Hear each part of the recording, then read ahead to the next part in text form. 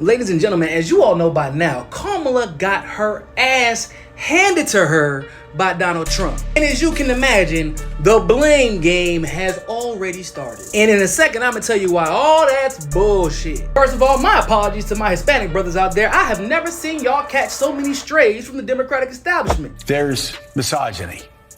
But it's not just misogyny from white men. It's misogyny from Hispanic men.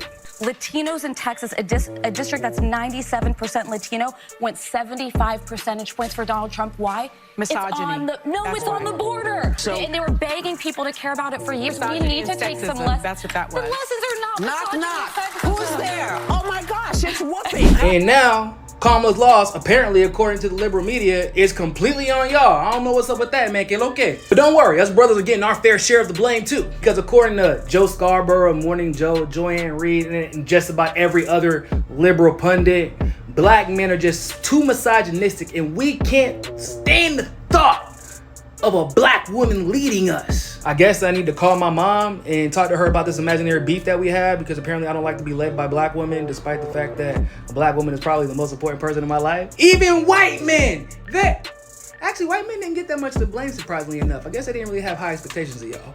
Even women, overall, ran away from Kamala in droves. And black women may have voted for her more than they voted for Trump, but compared to how they went out there and voted for Obama, it won't even close. Oh, let's not forget how liberals have gone full Islamophobic against Palestinians, Arabs, and Muslims. I've seen tweets like, I can't wait until Trump turns Palestine into a parking lot. Which goes to show a lot of these liberals were probably born the morning after the election, because Kamala Harris and Joe Biden already assisted in turning Gaza into a parking lot.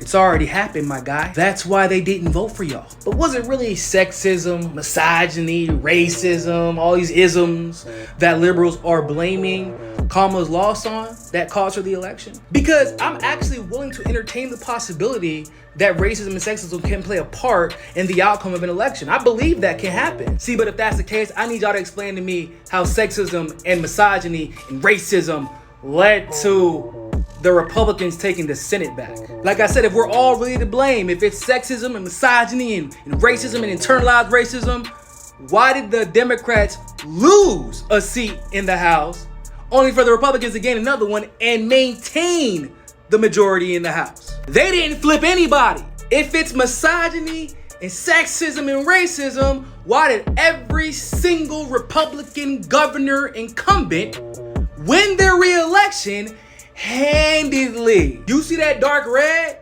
That means they were incumbents and it wasn't even close. Democrats didn't come close to sniffing a victory. Now, somebody making a decent argument might say that the sexism and the racism from the Kamala camp that they were receiving was carried over into other elections. See, but here's the problem with that argument. Let's look at the state of Missouri, for example, that voted to maintain the incumbency of Josh Hawley of all people, but voted to legalize abortion. How strange, because I was told that Kamala didn't win because the world doesn't care about women's rights and Republicans don't care about women's rights, but Missouri is firmly red. Or how super red Missouri, mostly Republicans, voted to increase the minimum wage again. Or despite the fact that Republicans have been staunchly running on being tough on crime, Missourians actually voted against an initiative to authorize benefit funding for law enforcement. So what I'm telling you is all over the country, progressive policies passed in states they had no business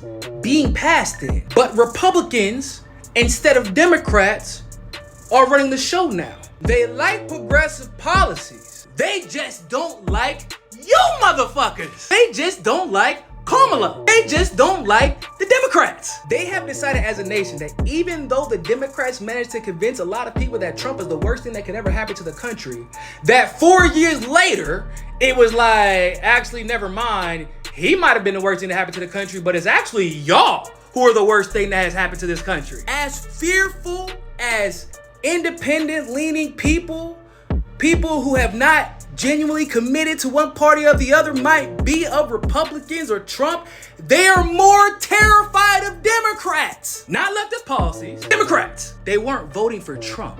The majority of those people were voting against the system. And right now, Democrats need to face the fact they represent the worst aspects of the most corrupt political system in the world. At least that's the perspective of the average voter in the United States right now. So although Kamala was the presidential candidate who lost, and she ran an awful campaign, that doesn't necessarily explain why everybody else around the country from the Democratic Party got their asses handed to them. Despite the fact Democrats have done everything in their power to paint Trump as the boogeyman. But maybe it's time for y'all to do a little bit of self-reflecting.